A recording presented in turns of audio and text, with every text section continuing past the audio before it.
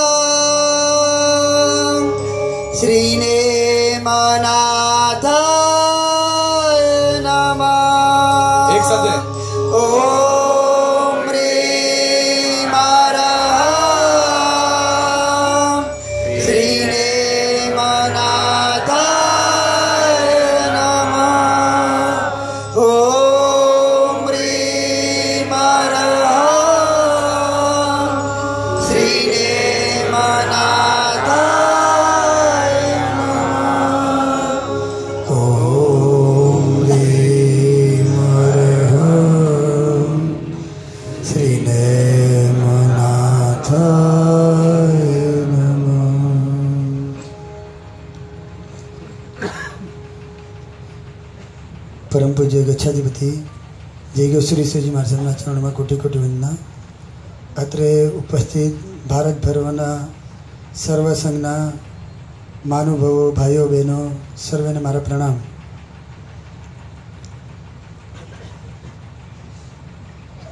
परमात्मा तो असीम कृपा रही है पण ए असीम कृपा घणा बधा पर होय छे पण बीजा बधा फैक्टर पण जेम कहेवाय द्रव्य क्षेत्र काल भाव ए रीते गुरु भगवंतोनी कृपा परिवारनी अनुकूलता बीजा सहवर्तीओनी अनुकूलता सहवर्तीओनो सपोर्ट। तो आज सौथी पहला तो हूँ खरेखर पूज्य गुरुदेव श्री अभयशेखर श्रीजी महाराज ने खरेखर आज एमने नतमस्तके वंदना करूँ छूँ ने एमनुं ऋण क्यारे चूकवीश।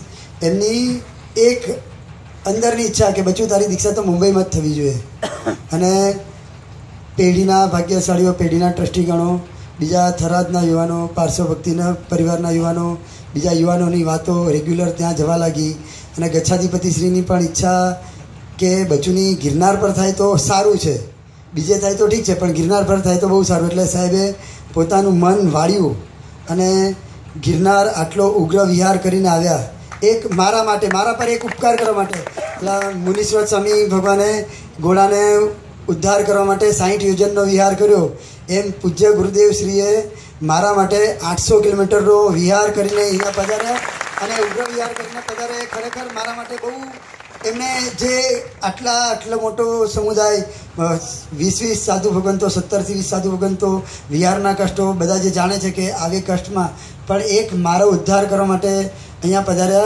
एमनो हूँ हमेशा ऋणी रहीश। खरेखर एमणे मारा पर घणा बधा उपकार कर्या छे અને એમાં એમણે આ મારા પર શિરમોર ઉપકાર કર્યો છે એ ખરેખર મારા માટે યાદગીરી રહેશે। બીજો ઉપકાર મારા પરિવારજનોનો ખરેખર કહું છું હું દાદા પાસે ઘણીવાર રડી પડ્યો કે મેં પરિવારને કંઈ નથી આપ્યું પણ મારો પરિવાર સતત મારા પર ઉપકાર કરતો આવ્યો છે, સતત ઉપકાર કરતો આવ્યો છે. અને એના સાક્ષી શ્રીપાલભાઈ અને સુદીપભાઈ પણ હશે કે મુહૂર્ત લીધા પછી, મુહૂર્ત લીધાને 6 મહિના થયા હશે, હું મારા ઘરે કદાચ 6 દિવસ પણ નથી રહ્યો.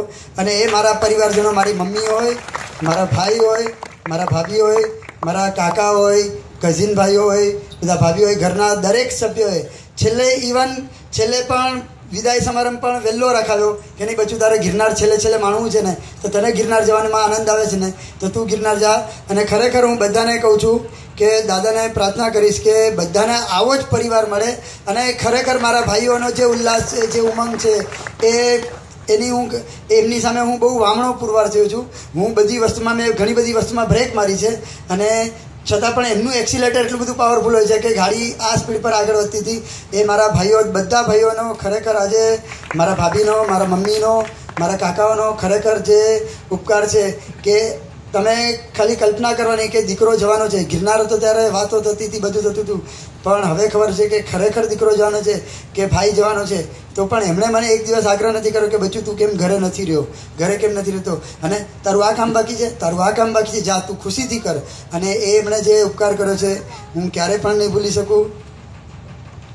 સંકિત ગ્રુપના યુવાનો, થરાદ ગ્રુપના યુવાનો, પારસો ભક્તિ પરિવારના યુવાનો, જૂનાગઢના યુવાનો, એ બધાએ જે સાથ સહકાર આપ્યો છે એ ખરેખર કાબિલિયત છે. પરમ પૂજ્ય પન્યાશ્રી હેમવલ્લભ વિજયજી મહારાજ સાહેબે, મેં તમને પહેલાં પણ હું ઘણી વાર કહી ચૂક્યો છું કે સંયમ જીવન માટેનું હું સપનું જ મેં મારા જીવનમાં સપનું બનાવ્યું હતું કે હવે આ સાકાર ન થાય. સપના કોને કહેવાય કે જે સાકાર ન થાય, સપનું આવે ને ઉડી જાય, પણ એ સપનું એકદમ વિસરી ગયો હતો, ભૂલી ગયો હતો. પણ પરમ પૂજ્ય પન્યાશ્રી હેમવલ્લભ વિજયજી મહારાજ સાહેબનું જીવન જોઈને ખરેખર મને પાછું એક દાદાની કૃપાથી, ગિરનાર તીર્થની સેવાથી એ સપનું પાછું મારું જાગૃત થયું. અને એમાં પરમ પૂજ્ય પન્યાશ્રી હેમવલ્લભ વિજયજી મહારાજ સાહેબનું જે જીવન છે એને ખરેખર એમને લીધે મારા જીવનમાં આ ફરીથી એક અંદરથી સત્વ થોરાવાનું મન થયું. તે બદલ પરમ પૂજ્ય પન્યાશ્રી હેમવલ્લભ વિજયજી મહારાજ સાહેબ, મુક્તિવલ્લભ સુરેશ્વરજી મહારાજ સાહેબ, પરમ પૂજ્ય પન્યાશ્રી ઉદયવલ્લભ મહારાજ સાહેબ, એવા ઘણા બધા ગુરુ ભગવંતોએ મારા જીવનમાં ઘણું બધું યોગદાન આપ્યું છે, ઘણો બધો મારા માટે સમય આપ્યો છે. અને મને ઘણી બધી સમાજો, શાસનના કામો કઈ રીતે કરવા, એવા બીજા ઘણા બધા ગુરુ ભગવંતોએ મારા પર જે બધા ઉપકાર કર્યા છે, એ બધા ગુરુ ભગવંતોને આજે હું અહીંયા યાદ કરું છું, એમનું ઋણ સ્વીકાર કરું છું કે એમનું ઋણ ક્યારેક ને ક્યારેક હું ઉતારું એવી દાદાને પ્રાર્થના કરું છું. સંકિત રૂપના યુવાનો અને આ બધા યુવાનો, જે કોઈ પણ યુવાનો હોય, પછી આરતી ગ્રુપ હોય, શાસન ભક્તિ પરિવાર હોય, એ બધાને ખરેખર એમણે જે સપોર્ટ આપ્યો છે, જે રીતે સાથ સહકાર આપ્યો છે, એ ખરેખર અનુમોદનીય છે. અને સૌથી વિશેષ કે આણંદજી કલ્યાણજી પેઢી, અને એમણે જે મને આ તક આપી મહાતીર્થની સેવા કરવાની, અને ખરેખર હું તો પ્રાઉડ સાથે કહું છું, કોઈ ચક્રવર્તીને પણ કરવા ન મળે, કોઈ ઇન્દ્ર મહારાજાને પણ કરવા ન મળે એવી ભક્તિ કરવા મને દાદાની મળી છે. અને એમાં સૌથી મોટો સહકાર હોય તો આણંદજી કલ્યાણજી પેઢીના સર્વ ટ્રસ્ટીગણોનો છે. અને એમનું અને મારું જે બીજું સપનું હતું એ સાકાર કરવામાં પણ સૌથી મુખ્ય ફાળો હોય તે પેઢીના ટ્રસ્ટીગણોનો છે. એ ખરેખર મારા માટે કાયમી યાદગીરી રહેશે. અને એમનું પણ આજે મેં શ્રીપાલભાઈ અને સુદીપભાઈને તો ઘણી વાર કીધું છે કે એમનું ઋણ એવું ચડ્યું છે મારા જીવનમાં કે હવે હું ક્યારે ઉતારી શકીશ, કેમ કે આવી સેવા કરવા તો કોઈને જ ના મળે. ખરેખર કહું છું, કોઈને જ ના મળે. એ બધાના સહકારથી મને સેવા કરવા મળી છે. અને આજે અલ્પેશભાઈએ ઘણી બધી વાતો કરી કે ઘણા બધાને ઘણું બધું કહેતા હોય છે, જેનું જે કામ હોય. હવે 9 નંબરીની વાત કરી હોય કે બીજા બધાની વાત કરી હોય કે 7મા માળેથી કૂદકો માર તો કૂદી જાય, પણ હું સાચું કહું ને એવી હું કહેતો જ નથી, એટલે જે બધું મારું માને છે લોકો.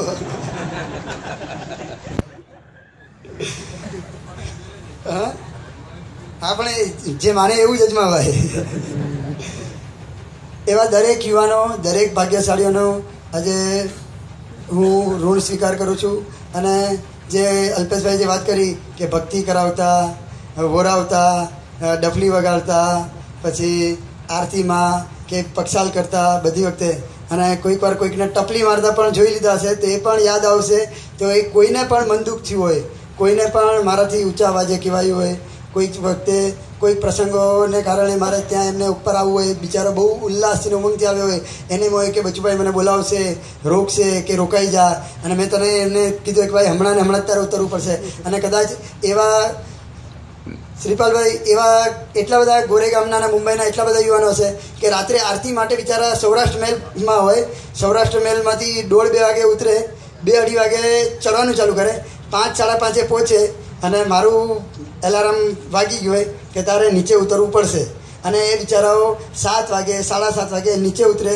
એ બધાને ઘણીવાર બિચારા બહુ ઉમંગથી અને ઉલ્લાસથી આવ્યા હોય, પણ સંજોગો અને પરિસ્થિતિ એવી હોય અને એ બધાને કંઈ પણ દુઃખ થયું હોય, એવા બહેનોને, એવા ભાઈઓને કોઈને પણ મન દુઃખ થયું હોય તો ખરેખર અંતરથી મિચ્છામી દુક્કડમ બધા ભાગ્યશાળીઓને કે મારો આશય હંમેશા લક્ષ્ય મારા જીવનમાં મેં પહેલાં પણ કીધું હતું, અને એ વસ્તુમાં મારા પરિવાર પણ ખરેખર બહુ અનુકૂળ રહ્યો છે. એમણે પણ ક્યારેય મારી પાસે એવી ડિમાન્ડ નથી કરી કે બચ્ચું તું આટલું રહે છે તો અમારું પણ ગોઠવ ઉપર રહેવાનું, અમારે આમ કરવું છે. અને એવી વખતે એ આશયને વફાદાર રહેવામાં મારાથી કોઈને પણ મન દુઃખ થયું હોય, કોઈકને લાગ્યું હોય કે ભાઈ આને રોકે છે, મને નથી રોકતા, બચુભાઈ પાર્સાલિટી કરે છે, એવું કંઈ પણ થયું હોય તો એ ભાગ્યશાળીને ઓળખવામાં હું થાપ ખાઈ ગયો. એમનો આશય સારો હોય પણ હું છદમસ્ત છું, અને એને કારણે કોઈને પણ દુઃખ થયું હોય તો ખરેખર અંતઃકરણપૂર્વક ભાઈઓને, બહેનોને મિચ્છામી દુક્કડમ.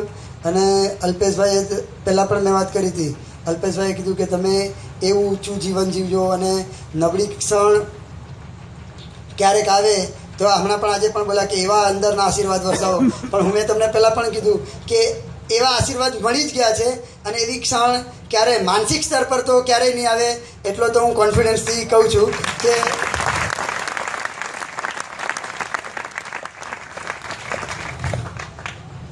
અને બીજું બધા ભાગ્યશાળીને ખાસ વિનંતી, બધા બહુ વેપારીઓ છો તો બધા વેપારની દુનિયાથી બધું બહુ તોલવાનું કરશો, પણ એટલે જ આજે તોલવામાં જરા ગફલત નહીં કરી દેતા એના માટે વાત કરું છું. બચ્ચું અહીંયા સુધી પહોંચ્યો છે તો એને 22 વર્ષ લાગ્યા. 17 વર્ષે ગુરુદેવ મળ્યા અને આજે 39 વર્ષ થયા. 22 વર્ષે હું અહીંયા પહોંચ્યો. તે 22 વર્ષનું એક બાજુમાં સરવૈયું અને બીજી બાજુ પછી તમે 2 મહિનાનું કે 4 મહિનાનું કે 6 મહિનાનું સરવૈયું નહીં મૂકતા. એના માટે પણ સમય આપજો, એના માટે પણ થોડો ચાન્સ આપજો, પછી સરવૈયું મૂકજો તો ખરેખર તમને પણ એમ થશે કે સંયમ જ આગળ વધે. કેમ કે ઘણાના મનમાં પ્રશ્ન છે કે બચુભાઈ અહીંયા રહ્યા તો ઘણા બધા કામ થઈ શકત, ત્યાં જશે તો કામ થશે કે નહીં ખબર નહીં, પણ મારા આત્માનું કલ્યાણ તો છે જ. પણ એના માટે પણ મેં તમને કીધું શ્રીપાલભાઈ તમે સમજી શકો જ ને, એક બાજુ 17 વર્ષનું સરવૈયું મૂકો અને બીજી બાજુ તમે 7 મહિનાનું સરવૈયું મૂકશો, તેમાં કદાચ હા લાઈન બદલાય છે, વેપાર બદલાય છે. એટલે ખાસ બધાને વિનંતી કે એવું કોઈ ભૂલથી પણ નહીં કરતા.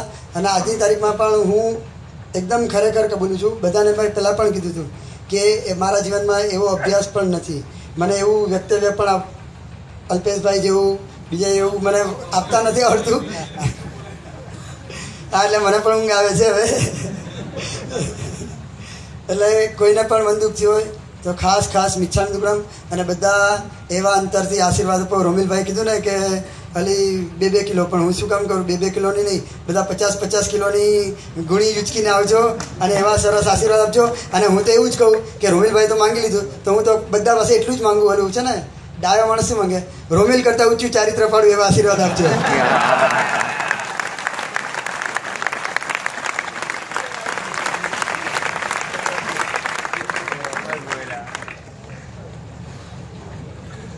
જીનાગના વિરુદ્ધ કંઈ પણ બોલાવ્યું હોય, વોટ્સએપ એવું છે ને આજે બધું ફરી જ જાય છે. એટલે બધું છે બધું કીધેલું છે અને પછી નહીતર બધું કહે છે બધા કે એકનું એક બોલે છે બચુભાઈ. એટલે સમય પણ ઘણો બધો થઈ ગયો છે. આ બધા ભાગ્યશાળીઓ, મારે શરીરનો શ્રમ મને પણ નડવાનો છે. એટલે કાલે પાછું આખો દિવસનો પ્રસંગ છે અને પરમ દિવસે સંયમ લેવા જઈ રહ્યું છે. અને તે વખતે મારો માનસિક ઉલ્લાસ જબરદસ્ત છે, પણ શરીર ક્યાંક બાધક ન બને એની ખાસ બધાને તકેદારી રાખવા વિનંતી છે. કોઈકને વાયણા કરવામાં, કોઈકને ત્યાં ન જઈ શક્યો હોય, કોઈકને ત્યાં પગલાં કરવા આશીર્વાદ લેવામાં ન જઈ શક્યો હોય, તો કાલે પણ મહેરબાની કરીને મારી એક નમ્ર વિનંતી છે કે કોઈ એવો આગ્રહ નહીં રાખતા. એટલે મારા શરીરની પ્રતિકૂળતા, મારા શરીરને મારું બાંધવો એવો છે, આ તો નિમનાથ દાદાની કૃપાથી બધું સીધું સીધું ચાલે છે, તો એવો બાંધવામાં મને બહુ ઓલું ના થાય અને હું કોઈકને ના પાડું, કોઈકને હા પાડું એવી પરિસ્થિતિ મારા માટે ના નિર્માણ થાય. એના માટે ખાસ બધાને વાયણા માટે ને એ બધા માટે મારો નમ્ર વિનંતી